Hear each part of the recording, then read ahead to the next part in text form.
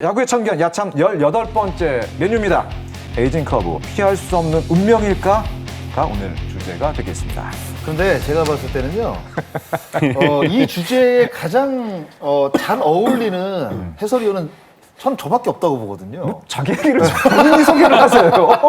아니 박용택 위원도 40살 넘게 네. 정말 뭐 3할 때리고 야구 잘하고 김태균 위원도 사실 뭐 38까지 야구 잘했잖아요. 무슨 에이징 커브입니까? 아니 저도 이 에이징 커브는 아니 그래서 이제 어떻게 하면 에이징 커브를 이제 좀 이겨낼 수 있나? 에이징 커브 없었잖아요. 저는 진짜 사실 솔직히 없었다고 봐요. 그 얘기는 기록 저희가 준비하고 있거든요. 그거 자세히 보면서 얘기를 하고 일단 안내해드릴 것부터 안내를 좀 해드릴게요. 네. 그 야구의 참 오늘도 아이 러브 베이스볼 인별그램 라이브를 통해서 함께할 수 있고요. 궁금한 점 댓글로 남겨주시면 실시간으로 답하고 또 소통하도록 하겠습니다. 이걸 해야 됩니다. 지금 모시다 오셔가지고. 자, 말씀을 해주신 것처럼 이 18번째 주제는 에이징 커브 피할 수 없는 운명일까? 입니다. 그러니까 피할 수 없는 운명이다가 아니라 과연 이걸 피할 수도 있을까라는 것이 오늘 주제 토크의 어떤 핵심이라고 할 수가 있겠습니다.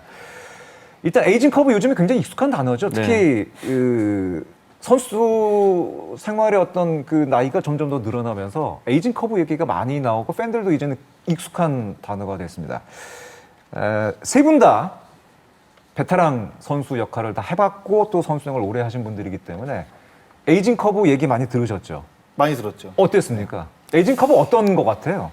근데 저는 잠깐 이 현역 시절 한 뭐 20년 정도 이제 생활을 했는데 이게 에이징 커브인가? 뭐 이 정도만 생각을 했던 것 같아요. 그러니까 그 에이징 커브를 인정을 안 하려고 했던 것 같아요. 아, 인정을 네, 안 했다. 네. 그래서 어떻게든지 그걸 이겨내고 싶어가지고 정말 노력을 많이 했는데 그러니까 야구를 또 그만두고 이렇게 보니까 그냥 그때 이게 그 나이에서 찾아오는 그냥 어떤 그 기량 하락이구나. 너무나도 자연스러운 그렇게 받아들였다고 한다면 오히려 현역 생활을 하면서 더 많은 어떤 그 느낌을 좀 받지 않았을까? 더 많은 것을 배우지 않았을까라는 좀 생각이 들어요. 두 분은 생각이 어떠세요? 김태균 의원, 박용택 의원은 생각이 어떠세요? 저도 에이징 커브를 저는 사실 정확히 뭔지를 모르겠어요. 그냥 아, 그래요? 뭐 에이징 커브라는 게 기량이 하락되는 이 부분도 여러 가지의 일들이 다 요인들이 있죠. 복합적으로 돼서 되는 거기 때문에 굳이 실력이 떨어지는 부분도 당연히 있겠지만 여러 요인들이 정말 복합적으로 해서 만들어지는 것이기 때문에 저게 굳이 저렇게 에이징 커브라고 결정을 해야 되나? 뭐 그런 생각? 나이로만 결정 영향이라고 얘기하기는 어려운 부분이 있다. 그렇죠. 신체적인 변화만으로 얘기하기는 어려운 부분이 있다. 박용택 의원은 어떤 것 같으세요? 우선 사실 첫 번째는 건강이죠. 건강, 보통 이제 뭐 그렇죠. 한 분명히 신체적인 변화가 네, 있죠. 마흔이 넘으면은 뭐 성인병해서 콜레스테롤, 뭐 당뇨, 뭐 눈이 침침해지죠. 네, 눈도 침침해지고. 그러니까 어쩌면 그런 거랑 비슷한데 사람마다 다 다르잖아요. 그렇죠. 근데 이제 뭐 야구 선수 에이징 커브도 결국에는 건강이 첫 번째인 것 같고, 신체적인 그다음에 변화. 이제 김태균 의원이 얘기했던 외부 환경적인 요인들 그런 건 많습니다. 뭐 여러 가지 정말 뭐 가정에 어떤 불화가 있을 수도 있고요. 네, 그리고 이제 감독과의 사실 좀 불화, 좀 안 맞는 부분들 이거 좀 많이 클 수 있고요. 뭐 여러 가지 그런 부분들도 있을 것도 같고, 그 다음에 결국엔 부상, 이제 없던 부상들이 하나둘 생기기 시작하죠. 그런 부분들도 있고, 사실 이제 그거를 정말 이게 폭포수처럼 떨어지는 에이징 커브의 낙폭을 조금 줄일 수는 있을 것 같아요. 그게 결국에는 어떤 기술의 변화를 끊임없이 좀 도전하고 변화를 주는 방법들. 아까 이제 오승환 선수처럼 그렇죠. 돌직구 하나만으로 승부했던 오승환 선수가 지금 변화구 던지잖아요. 스플리터, 슬라이더, 커브 다 던지고 있거든요. 이제 그런 부분들이 이제 이 정말 폭포수처럼 떨어지는 에이징 커브를 조금 좀 완만하게 만들지 않나? 그런 생각 해봐요.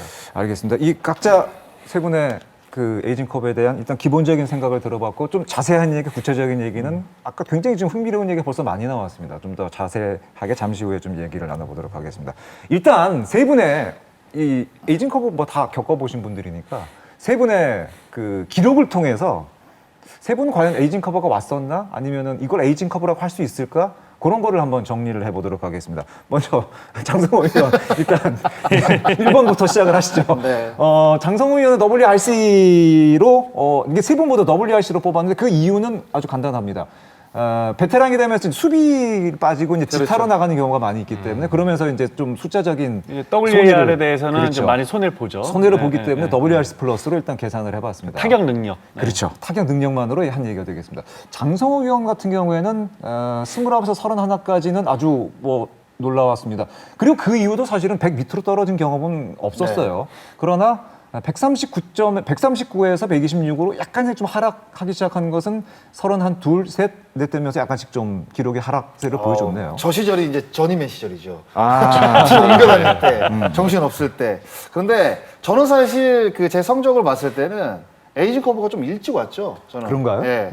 한 전성기가 한 26, 7, 8 뭐 요쯤이었거든요. 근데 이렇게 지나고 보니까 가장 힘들었던 때가 9년 연속 3할을 때리고 있는 상황이었거든요. 그렇죠. 제가 이제 10년 때리는 그 찰나에 그 대전구장에서 홈에서 들어가다가 이제 슬라이딩을 했는데 이게 왼쪽 이 오금 쪽에 제가 실금을 당했거든요. 그런데 엔트리에 빠지지 않고 그 다음 경기에서도 제가 나갔거든요. 그런데 이게 어떻게 보면 저는 외다리 타법을 하는데 그렇죠. 이 왼쪽 다리가 굉장히 그렇죠. 중요하거든요. 그렇죠. 예, 이 오른쪽 다리를 들었을 때 지탱이 되느냐 안 되느냐의 그렇죠. 문제인데 근데 이 오른쪽 다리를 드는데 이쪽 다리가 버텨주지 못하더라고요. 그런데 엔트리에 다시 빠졌어야 되는데 계속 엔트리에 따라다니면서 뭐 선발 출장을 하지 못하지만 대타로도 계속 나갔거든요. 그러다가 3할 한 1분 7리, 3할 1분 7리에서 그해 제가 2할 1분 1리로 이제 끝났는데 결국 이제 그때 제가 그 10년 연속 3할을 못 채웠거든요. 그러니까 그때가 아마 약간 제가 봤을 때 부상을 당하면서 에이징 커브가 그 당시부터 이제 온 것 같아요. 제 느낌에는. 어쨌든 아까 얘기했던 요인 중에 하나 부상의 네. 요인이 있는데 부상으로 인해서 10년 연속을 달성하지 못하면서 오는 공허감 아니면 네. 심리적인 변화 이런 것도 영향을 줬다고 볼 수가 있을까요? 저는 충분히 아, 그래요? 예, 그런 부분에서 왔다고 생각이 들고 어떤 그 10년을 채웠다고 한다면 저희 목표가 또 다시 그래, 또 달라졌겠죠. 달라졌겠죠. 그런데 그 10년을 못 채웠다는 그런 어떤 뭐 되게 9년도 되게 굉장한 건데 좀 네. 실망스럽죠. 굉장히 큰 실망감이 나름대로 있죠. 10년을 네. 채웠다고 한다면 뭔가 꽉 채워진 느낌이 드는데 9년을 때렸는데도 실패자라는 느낌이 자꾸 드는 거예요. 예. 그런 거에서 오는 어떤 공허함 때문에 상실감 뭐 이런 예, 것들이 있을 수 있죠. 갑자기 자신감이 확 떨어지더라고요. 예, 그래서 아마 성적 하락이 같이 이제 오지 않았나. 아까 얘기해줬던 여러 가지 요인 중에 부상과 어떤 심리적인 요인 이런 것들이 좀 에이징 커브에 좀 영향을 줬다고도 볼 수가 있겠군요. 다음은 박용택 위원 그 기록을 한번 보도록 하겠는데 박용택 위원 기록은 아주 특이합니다. 사실은 이렇게 놓고 보니까 박용택 위원의 선수 시절 기록이 아주 특이하다는 저는 생각이 들었는데 오히려 20대는 기록의 낙폭이 기복이 좀 있었습니다만은 32, 33을 넘어가면서 오히려 기록에 안정이 되고 향상되는 모습을 보여줬어요. 이거는 에이징 커브와는 약간 좀 반대되는 경향이라고도 볼 수가 있겠네요. 어떻습니까? 제가 흡혈귀예요. 아니 근데 저 25세 시즌하고 네네. 30세 시즌이 정말 이 바닥을 쳤잖아요. 그때 무슨 일이 있었는지 일단 설명 좀 한번. 결국에는 두 시즌이 모두 이제 부상이었던 것 같아요. 부상, 결국은 부상. 2년 차 때는 이제 결국에 이제 어깨 부상을 당하면서 그때부터 이제 소녀 어깨가 된 거고. 네. 그리고 이제 30세 시즌에는 이제 여러 가지 복합적인 부상이 많이 오면서 이제 시즌을 또 일찍 접었고요. 네, 이제 그랬던 거고 사실 이제 31세 그러니까 만으로 이제 30세 시즌인데 그때 이제 3할 뭐 7푼 1위 치면서 이제 좀 뭔가를 정점을 찍고 이제 아까 왜 그런 목표 이런 거 있었잖아요. 네네네. 저는 그게 이제 뭐 두 번째 3할이긴 했는데 나 지금부터 30대 내가 20대 때는 2할 타자였으니까 30대 때는 10년 동안 3할 칠 거야. 이게 진짜 그리고 나서는 39세에 이제 골든글러브를 한 번 더 받으면서 네. 뭐 이제 그런 10년을 보냈는데 결국에는 부상인 것 같아요. 아까 그 목표 이런 걸 얘기하셨잖아요. 저도 이때까지는 괜찮았는데 그 다음에 이제 40세 시즌이었죠. 40세 시즌이었는데 6월 23일이에요. 이제 최다 안타, 양준혁 선배의 최다 안타 경기를 딱 깬 날인데 그날도 4안타에 뭐 5타점, 뭐 2루타 3개 치고 이렇게 했거든요. 그때까지 좋았어요. OPS도 거의 0.9 가까이 됐었고 정말 신기하게 그 다음 날부터 뭔가 느낌적으로 약간 허탈한 느낌도 있고 약간 그 공허한 느낌도 있고 이런 느낌이 갑자기 팍 찾아오면서 사실 진짜 얼마 이게 되지 않아서 공황장애가 왔어요. 네, 그러기 시작하면서 거의 이제 막 곤두박질을 치기 시작을 했었죠. 네. 이제 그런 것들이 시작인 것 같아요. 역시 부상이 시작이 됐었고 네. 뭐 나이가 들면서 오는 신체적인 변화도 물론 있었습니다만 그 외부적인 영향들이 더 컸다. 네.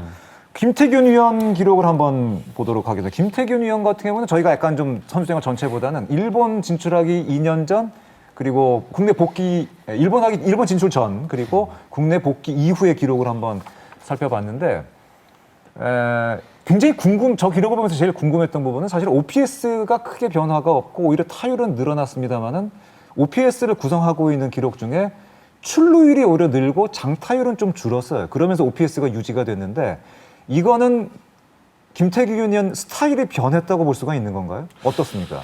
스타일이 변했죠. 그러니까 의식된 제가 스타일의 변화였습니까? 아니면 자연스럽게 그냥 바뀐 거였다고 볼 수 있을까요?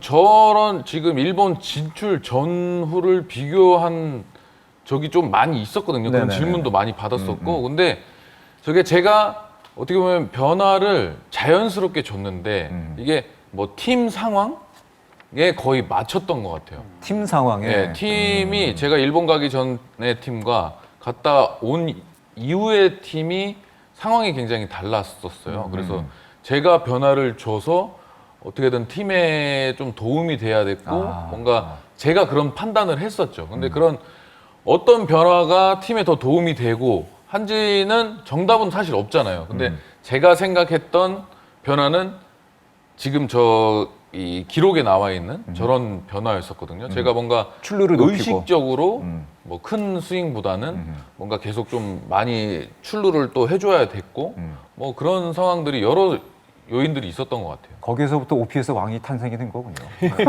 출루율 왕이죠.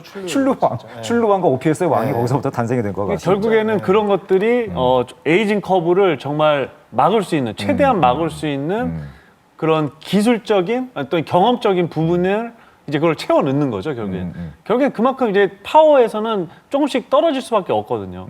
그런 부분들을 어떤 경험이나 뭐 수싸움 이런 것들을 잘 해나가면서 이제 출루율을 좀 더 높일 수 있었던 뭐 이제 그런 상황이 된 걸 같아요. 그러면은 어쨌든 간에 신체적인 변화, 나이가 들에 따라서 신체적인 변화는 오기 마련이고 뭐 가장 쉬운 예로 순발력이 떨어진다거나 아까 얘기했던 거 동체 시력이 좀 떨어진다거나 이런 변화들은 오기 마련인데 그러면은 뭔가 기술적인 아니면은 아까 김태균이 얘기한 것처럼 생각의 변화, 좀 변화를 줘야 되는 건가요? 나이가 들에 따라서?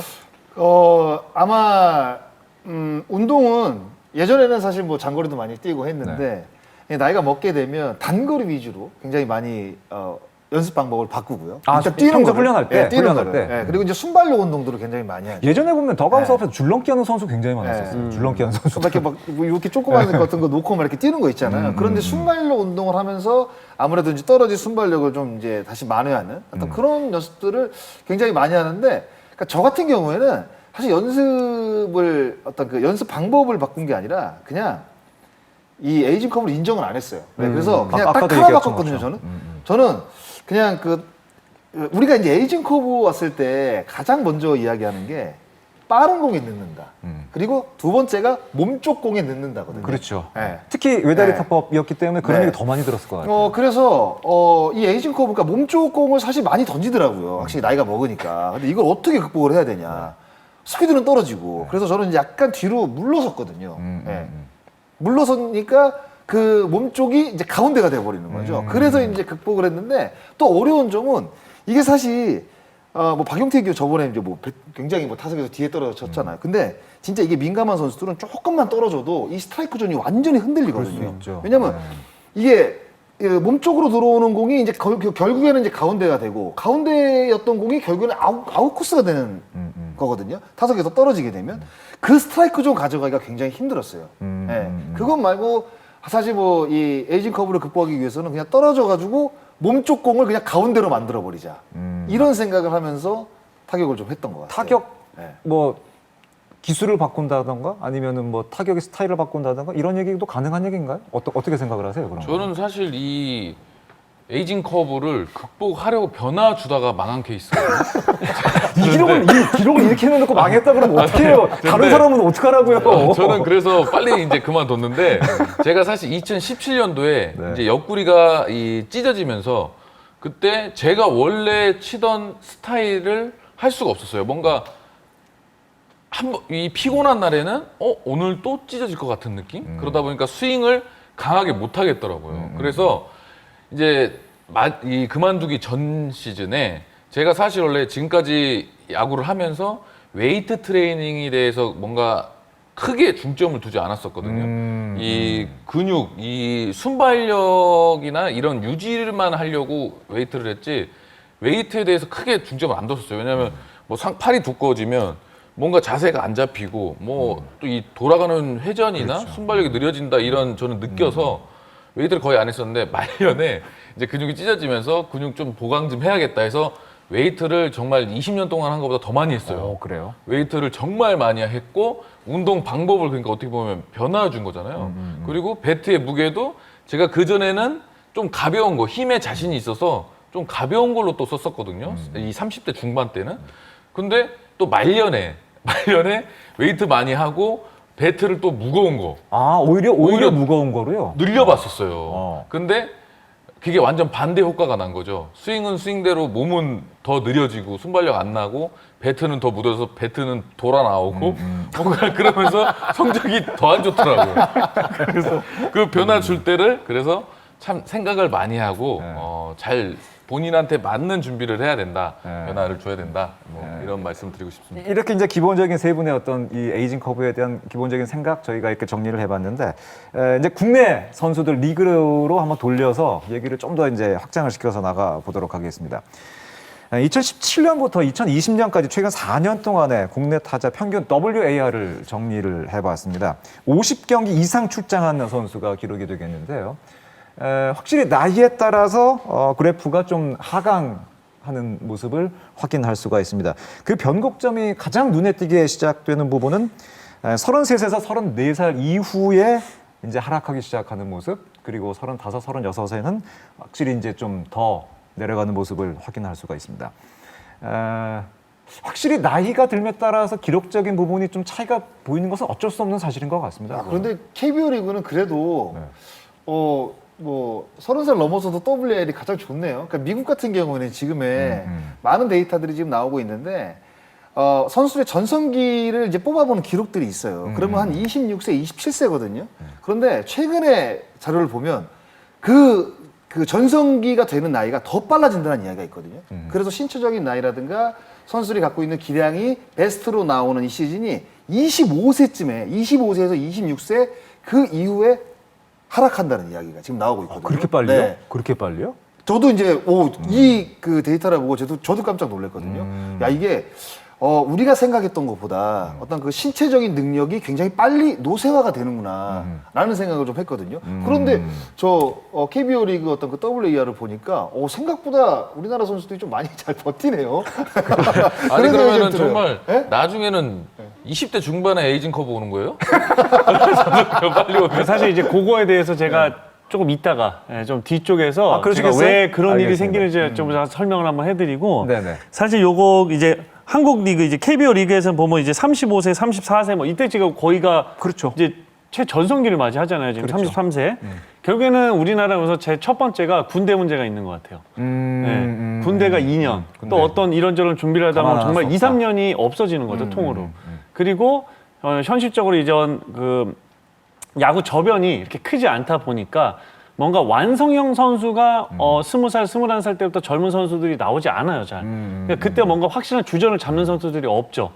결국에는 20대 후반에 이제 주전을 잡아서 한 2, 3년 어떤 경험을 쌓고 결국에는 가장 이제 뭔가 전성기를 맞이하는 게 결국에 30대 초중반이 되는 것 같아요. 그 리그의 특성이라든가 이런 그런 거죠. 것과도 분명히 관련이 네네. 있다. 뭐 이렇게 얘기 드릴 수가 있는 것 같습니다. 사실은 오늘 저희가 이제 에이징 커브 주제를 잡은 이유가 사실은 요즘에 사실은 가장 많이 거론되고 있는 이름이죠. 박병호 선수 얘기 많이 거론되고 있습니다. 물론 이제 어제 홈런 치면서 좀 깨어나는 것인가 뭐 이제 뭐 오늘은 뭐 또 안타를 치지 못했습니다만은 뭐 그런 얘기가 나오고 있습니다. 일단은 이 리그에서 가장 대표적인 그 베테랑 선수 박병호 선수와 이대호 선수 이 두 선수가 과연 에이징 커브냐 에이징 커브로 봐야 될 것이냐 아니면은 이대호가 에이징 커브인가 19년에 그런 얘기 많이 들었단 말이죠. 과연 그럼 두 선수는 에이징 커브로 왔다고 봐야 되는 것이냐 어떻게 보는 것이 맞을까 막 그런 주제를 잡다 보니까 오늘 여기까지 오게 됐는데 일단은 이대호 선수의 기록 먼저 좀 보면서 좀 더 얘기를 나눠보도록 하겠습니다. 최근 3년 기록이 지금 소개가 되고 있는데 사실은 에이징 커브 얘기가 이대호 선수도 나왔었죠. 그렇죠. 19년도에 나왔었습니다. 그렇죠. 예. 19년도에 출루율이 3할 오픈 5리에 순장타율 1할 오픈 기록을 했습니다.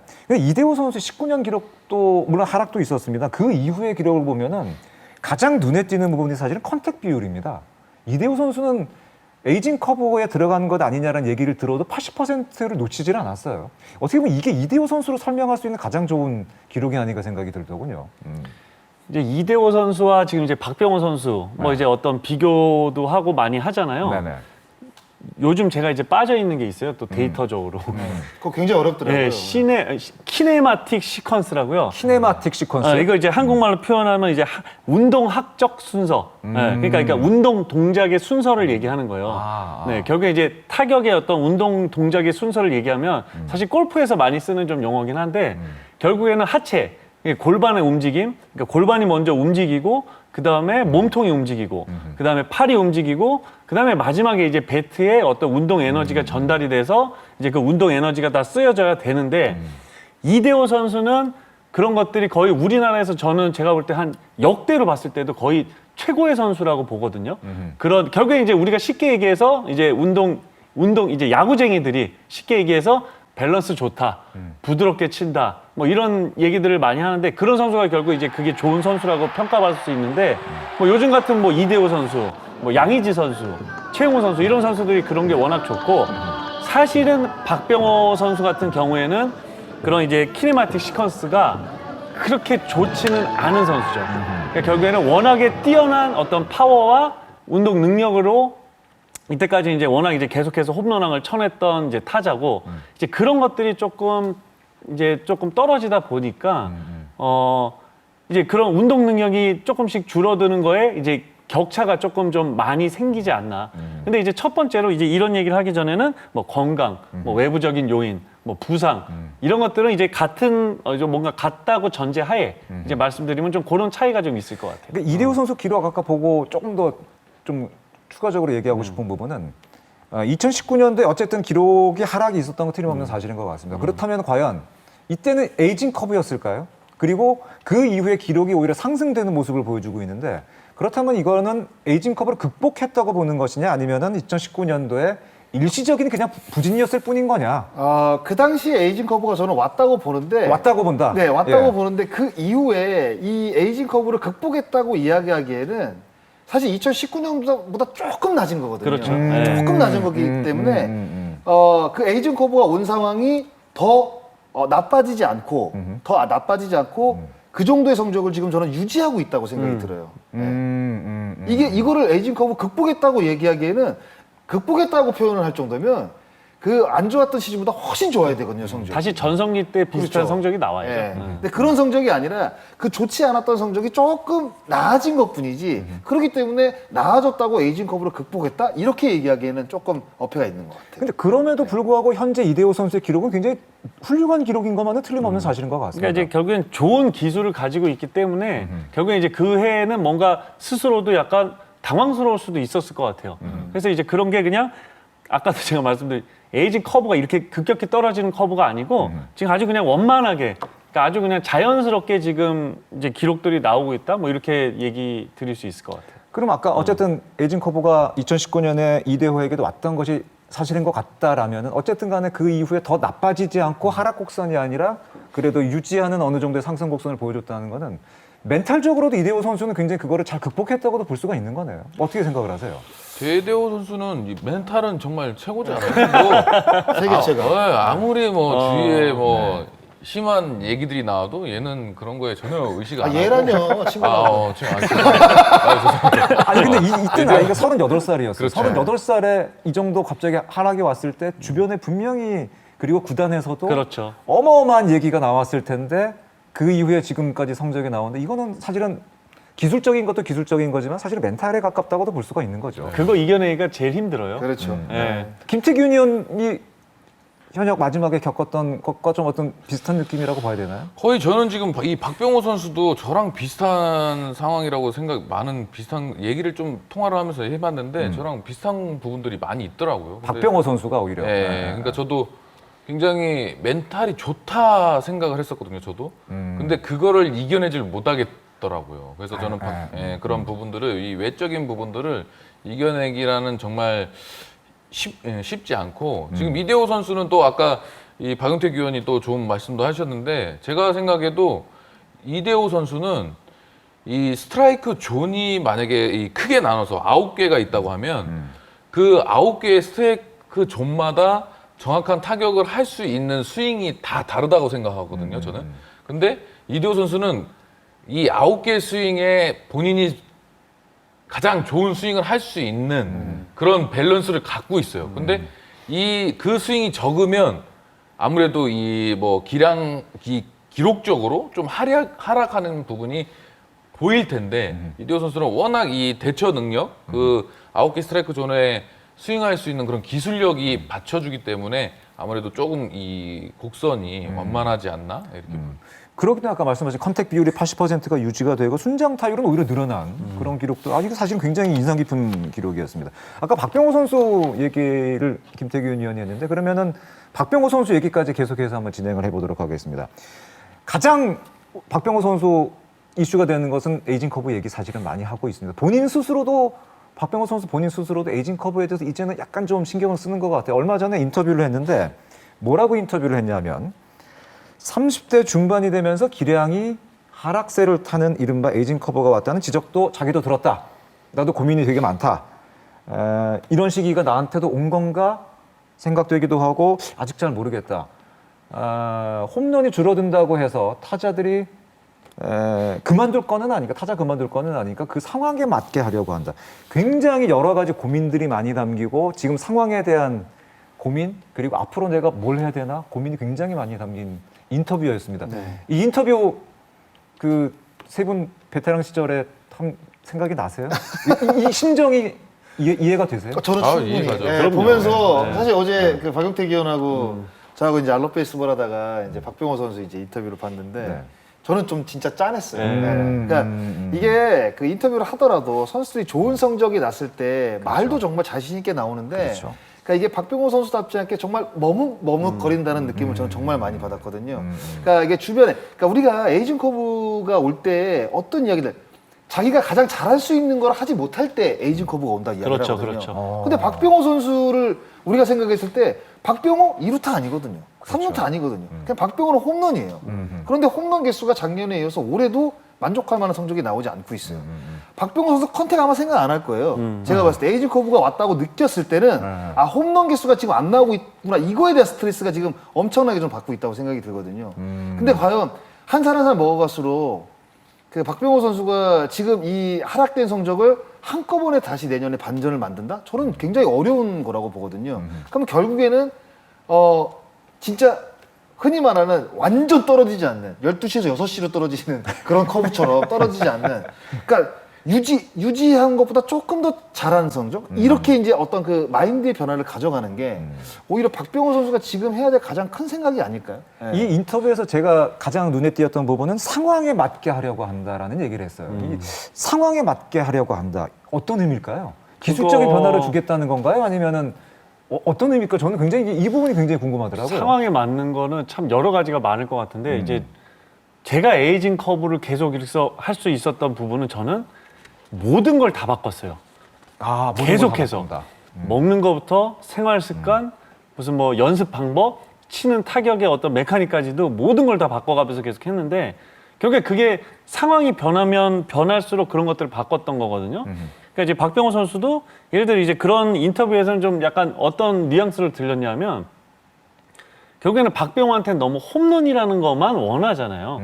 사람들이 홈런 개수에 대해서 에이징 커브라는 얘기를 하고 사실은 뭐 홈런을 뭐 50개 치던 타자들이 뭐 20개만 쳐도 충분히 어떤 경쟁력이 있는 어떤 결과를 내면은 충분히 또 그 팀에서 쓸 수 있는 거고 꼭 박병호라는 선수가 키움의 4번 타자로 홈런을 50개를 쳐야만 박병호는 아니거든요. 예. 그냥 뭐 키움의 6번 타자, 7번 타자를 하면서 홈런 20개에 뭐 어느 정도 쳐줄 수 있는 중간 이상을 쳐줄 수 있는 타자로서 팀에 도움만 된다면 충분히 그것도 또 박병호로서의 어떤 역할들이 있는 건데 이제 그런 거에 대한 스트레스가 좀 박병호 선수는 좀 너무 많지 않나.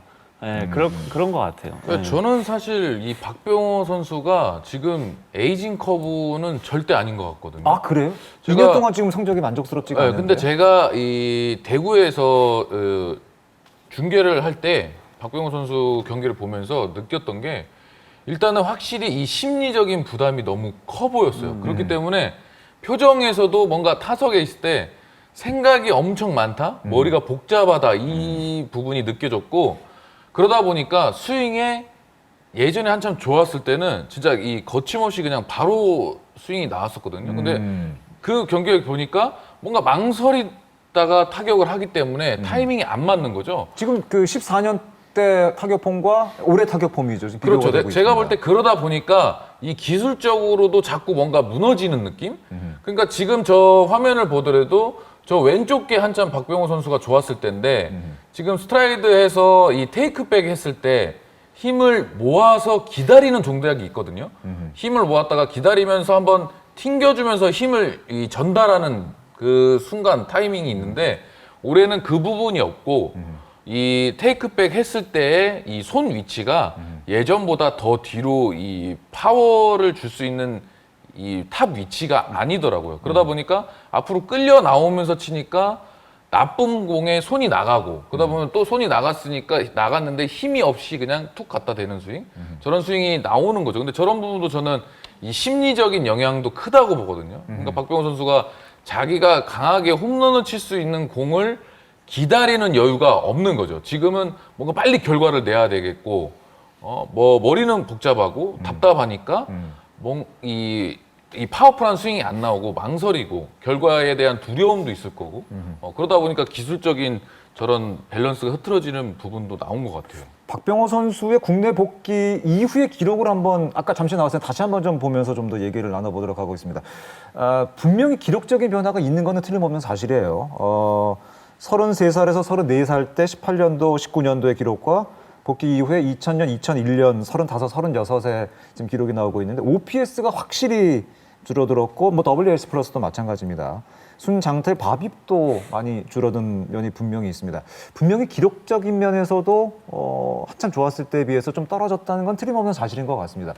아까 뭐 그 좀 바꿀 박용택 위원도 그렇고 바꿀 필요는 있다라고 얘기를 해주셨는데 저 고민되는 부분이 홈런 타자가 홈런을 치지 않았을 때 과연 그 가치가 있을까라는 질문을 할 수도 있어요. 박병호에게는 홈런이 가장 큰 가치인데 그럼 과연 박병호가 개피터로 변신하는 것이 본인 스스로도 용납이 될까요? 그게 이런 것 같아요. 좀 곰곰이 생각을 해봤는데 박병호 선수를 생각할 때 우리 홈런을 생각을 하잖아요. 무조건 홈런이죠. 근데 우리가 타자들이 많은 이야기가 아니라 모든 타자들이 다 마찬가지입니다. 홈런을 나 이번 타석 들어가서 홈런 때릴 거야 이렇게 들어가는 타자 없거든요.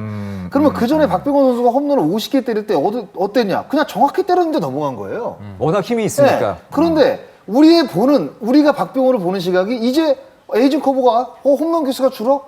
그럼 박병호 선수가 어떻게 생각을 하겠어요? 타율은 어차피 떨어져 있고 그러면 앞으로 보여줄 거는 내가 홈런을 한 25개에서 30개 정도까지 때려내면서 이 타율 떨어진 거 에이징 커브에 대한 거를 만회를 해야 되겠다 이런 생각을 하거든요. 그러다 보니까 오히려 계속 홈런만을 노린 약간 그런 마인드로 가다 보니까 당연히 홈런을 많이 치려면 앞쪽에 놔야 되고 거기서 떨어지는 변화구에 헛스윙이 많아지고 이렇게 악순환의 연속이 저는 이루어진다고 상대 봐요. 투수는 더 집요하게 그렇죠. 들어가겠죠. 예. 근데 결국에는 이제 그런 말씀하셨던 부분들, 그러니까 박병호가 홈런 아니고 어떤 것들을 뭐 스스로 납득할 수 있을까? 결국엔 지금 박병호 선수 혼자 그런 거에 대해서도 힘들어하고 있다는 것 같아요. 결국엔 이제 아주 좋은 예로 이승엽 선수가 은퇴하는 시즌까지 아니 50개를 계속 쳤던 홈런 타자인데 사실 뭐 이제 20몇 개에서 그렇죠. 항상 이제 은퇴를 했는데 그랬다고 그 어떤 누구도 이승엽 선수를 뭐 에이징 커브를 얘기를 했다든지 그런 얘기를 한 사람 아무도 없거든요. 그러니까 그만큼 경쟁력 있는 타격을 보여주면 되는 것 같아요. 네. 너무 홈런에만 매몰될 네, 필요가 그럼요. 없다. 네. 그 어떻게 보면 이런 것도 물론 신체적인 변화에 대한 긍정적인 받아들이는 부분도 있습니다만은 생각의 전환도 굉장히 필요한 부분이 아닌가 하는 생각이 들고 사실은 그 주변의 시선도 사실은 굉장히 좀 중요한 부분이 있지 않을까 생각이 드는 게 베테랑이 되면 베테랑이 되면서 갖는 어떤 지위 위치라는 것도 있습니다만은 구단에서 생각하는 또 감독이 생각한 감독 코치가 생각하는 바라보는 시각이라는 게 분명히 있죠. 그 기대치라는 게 또 분명히 네. 있고 박병호 선수에게도 지금 2년 연속 지금 성적이 좀 나오질 않다 보니까 분명히 주변의 시선이라든가 구단에서 바라보는 시선 뭐 이런 것들이 굉장히 부담스러울 수도 있을 것 같아요. 구단은 과연 그렇다면은 베테랑 선수가 이 선수가 이제는 전성기 때 모습까지는 아니지만 에이징 커브에 들어갔을 때 어떻게 바라보는 시각을 가져야 될까 그런 부분도 좀 얘기를 할 필요가 있는 것 같아요. 구단이 어떻게 바라봐야 되나? 사실 구단은 심플하게 가면 돼요. 그 선수의 뽑아 먹을 수 있는 것만 뽑아 먹으면 되는 거죠. 그게 특히나 뭐 조금 좀 솔직하게 말씀을 드리면은 사실 키움 히어로즈는 10개 구단 중에 그걸 가장 잘하는 구단이죠. 아, 그렇죠. 네. 그래서 박병호 선수가 어떤 쓸모가 있는 만큼만 잘 쓰면 되는 거죠. 네. 그러니까 지금 전 진짜 프로니까 구단에서는 실력으로만 놓고 보면 될 그렇죠. 것 같아요. 네. 괜히 뭐 다른 외적인 걸로 이러쿵 저러쿵 하지 말고 그냥 못하면 뭐 구단에서도 뭔가 그거에 맞는 대우를 해주면 되는 거고 만약 결국은 잘하면 근데 이제 연봉 얘기가 안 나올 수가 없는 거죠. 이게 베테랑 선수고 연봉을 많이 받는데 왜 성적이 이렇게밖에 안 돼? 뭐 이런 얘기가 사실은 나오면 본인도 그 책임감이라는 게 분명히 있기 때문에 더 막 좀 그런 게 있잖아요. 오히려 구단보다는 감독이 더 힘들지 않을까요? 네. 그러니까 이게 박병호라는 이름값도 있고, 네. 4년 연속 또 홈런왕도 차지를 했고, 최근 뭐 2년간 뭐 성적이 안 좋다고 해도 박병호는 또 히어로즈를 대표하는 또 선수고, 그런데 성적이 안 나는데 박병호가 또 이제 기대가 되는 부분도 분명히 있거든요. 그렇죠. 그러면 또 기용을 해야 되고, 그런데 감독이 생각하는 야구, 감독이 구상하는 야구가 있는데 거기에 박병호 선수가 사실 적합하지 않을 수도 있거든요. 그럴 때 과연 이 박병호 선수를 과연 과감하게 벤치에 앉힐 수 있느냐. 근데 그걸 사실 어떻게 보면 극복하려면 박병호 선수가 이제 실력으로 보여주는 사람밖에 없거든요. 근데 과연 그 실력이 뭐냐. 박병호에게. 결국 홈런이거든요. 그렇죠. 네. 세 분은 그런 그 현장에서의 어떤 그 지도자와의 어떤 시각의 차이, 베테랑이 갖고 있는 것에 대한 그런 것들을 좀 느껴보셨나요? 아주 많이 느꼈죠. 그거는 바로 보통 한 나오네요. 30대 이상 넘어가면 보통 느낍니다. 네, 뭐 40 근처 돼서 느끼는 게 아니고요. 네. 그리고 이제 그게 결국엔 그런 거랑 비슷한 것 같아요. 젊은 선수들이 왜 1, 2군을 왔다 갔다 하는 선수들이 내가 오늘 하루 못 치면은 또 2군을 가면 안 되는데 뭔가 조바심이 나고 초조해지고 불안해지고 이런 부분들 분명히 있거든요. 베테랑들은 그보다 더 심해요. 왜냐하면 결국에는 뭐 30 후반쯤 돼서 한두 달 정도 부진하면 만약에 감독에 따라서는 얘는 이제 그만 써야 되겠다. 이제 끝인가 봐. 하고 만약에 그 선수를 안 써버리면 더 이상의 이제 찬스가 없어요. 네. 그런 것들이 너무너무 불안한 거죠. 그렇죠. 어린 선수들은 그래도 찬스는 있잖아요. 계속 있잖아요. 그렇죠. 뭐 예를 들어 그래 감독이 뭐 네가 뭐 10년 하겠냐. 기다리다 보면 또 다른 사람 올 수도 그렇지, 있고 맞아요. 나를 더 좋아할 수 있는 거고. 근데 이제 그런 베테랑 선수들은 그게 그냥 은퇴가 이제 은퇴와 연결이 돼 다음 버리니까. 기회가 아니라 이군 갔다 오면 다음 기회가 있는 게 아니라 은퇴로 바로 갈 수가 있어요. 정말 제가 이제 농담 반 진담 반으로 이제 베테랑 할 때 가장 많이 했던 인터뷰가 감기도 걸려서는 안 되고 슬럼프도 있으면 안 된다고. 무조건 네, 무조건 그럼요. 성적으로 베테랑은 네. 참 쉽지 않네요. 예. 박병호 선수 얘기하고 뭐 이대호 선수 잠깐 얘기를 했습니다만 참 굉장히 부담스러운 현재 상황이고 그러나 세 분이 조언을 해주신 것처럼 또 좋은 해결 방안도 있고 스스로 좀 어떤 생각의 변화 이런 것도 분명히 필요한 부분이 아닌가 생각이 되는데 아까 그 오승 뭐 약간 투수는 사실은 그 에이징 커브와 좀 다른 얘기기는 합니다. 사실은 특히 홈런 타자와 또 뭐 컨택 위주의 타자, 갭 히터 그리고 투수 사실은 다 약간 좀 차이가 이제 가장 에이징 커브 얘기가 많이 나온 것은 사실은 이제 홈런 타자가 아닌가 생각이 드는데 오승환과 같은 그 베테랑 투수는 그 에이징 커브를 넘어선 방법은 굉장히 좀 더 적극적이었다고도 볼 수가 있는 그런 것 거죠. 같습니다. 네, 맞습니다. 분명히 투수에게도 그런 것들이 있겠죠. 네. 투수에게 첫 번째 에이징 커브는 구속조 아닐까요? 그러니까 그런 것들이 너무 눈에 그렇죠. 좀 타자보다는 그렇죠. 더 띄죠. 네, 그렇죠. 확실히 띄죠.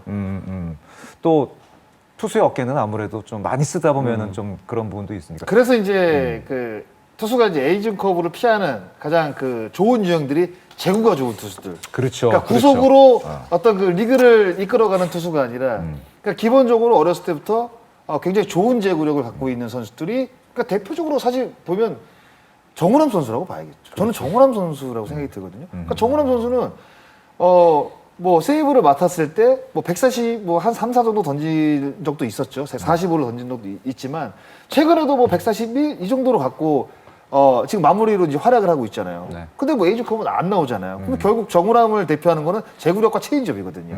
예. 이런 거기 때문에 투수들은 확실히 제구력을 좀 갖춘 투수들이 에이징 컵이라는 이야기를 좀 피할 수 있는 것 같아요. 예. 이제 시간이 많이 흘렀습니다. 이제 슬슬 이제 마무리를 해야 될 시간이 된 것 같습니다. 사실은 뭐 오늘 에이징 커브에 대한 뭐 어떤 결론이 나는 뭐 그런 얘기는 아니었었고 여러 가지 시각들 그리고 과연 변화를 줘야 될 것이냐, 어떤 변화를 줘야 될 것이냐 뭐 이런 얘기를 해봤는데 마지막으로 이제 세 분 다 이미 겪었기 때문에 후배들도 지금 같은 고민을 하고 있는 후배들이 굉장히 많을 거라는 생각이 듭니다. 아, 내가 에이징 커브인가, 내가 뭘 바꿔야 되나?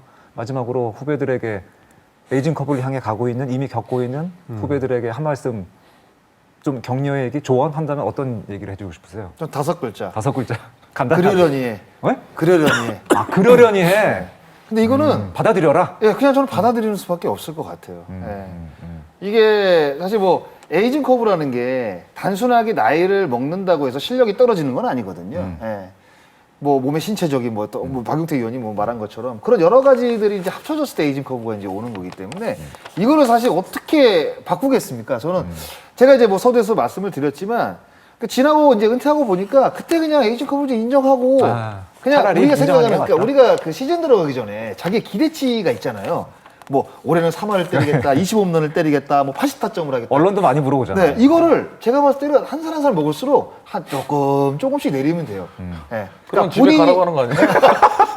결국에는 사실 뭐 마흔 살 그렇게 넘어. 하려면 집에 안 갈 정도로 해야죠. 안 갈 정도로. 네, 그래서 그러니까 이게 기준치를 그러니까 본인에 대한 기준치를 조금씩 낮추면서 한 해 한 해 그냥 다치지 않고 어떤 그 본인의 성적에 만족하고 이래야지 사실 내년이 또 기대가 되는 거거든요. 알겠습니다. 그런 어떤 그 심리적인 받아들여라. 안정화 이런 게 좀 필요할 것 같아요. 두 분 네. 간략하게. 5글자인데 너무 길었던 거 아니에요? 아니, 계속 물어보셔가지고. 그럼 저는 네. 처음부터 길게 얘기할게요.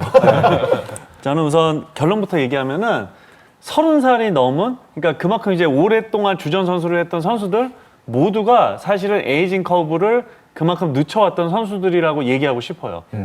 아까 얘기했듯이 지금 메이저리그 같은 경우에는 에이징 커브를 보통 20살, 뭐 20대, 뭐 27세, 28세를 보다가 요즘엔 진짜 25세, 26세를 보거든요.